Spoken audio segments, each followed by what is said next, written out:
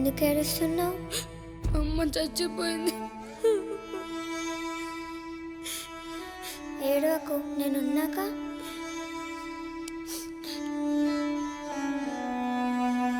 ఏడవకు, మేమందరం ఉన్నాంగా. పద వెళ్దాం.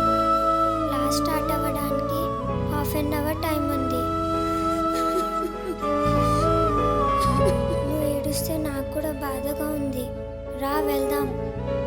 అలా అమ్మ లేదని బాధపడుతున్న శివన్ జీవితంలోకి సునంద వచ్చింది. తన ఫ్రెండ్షిప్తో అమ్మ లేదనే బాధని మర్చిపోయేలా చేసింది.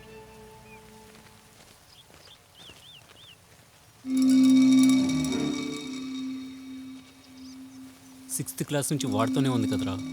10th అయినా మనతో ఉండాలి కదా. శివగాడు జ్యూస్ బాగా పిండుతున్నాడేమోరా, అందుకే వాడిని వదలట్లేదు. సునంద, వైష్ణవి పిలుస్తుంది, నేను మళ్ళీ కలుస్తాను. ఓకేనా? బాయ్.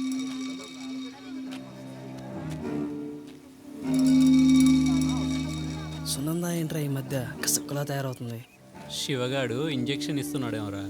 ఇంజెక్షన్లు ఇస్తే అమ్మాయిలు కసక్కులా తయారవుతారా. శివగాడు వారానికి ఒకసారి ఇస్తున్నాడు అంటావా, రోజు ఇస్తున్నాడు అంటావా? రోజుకోసారి ఇస్తాడేమోరా.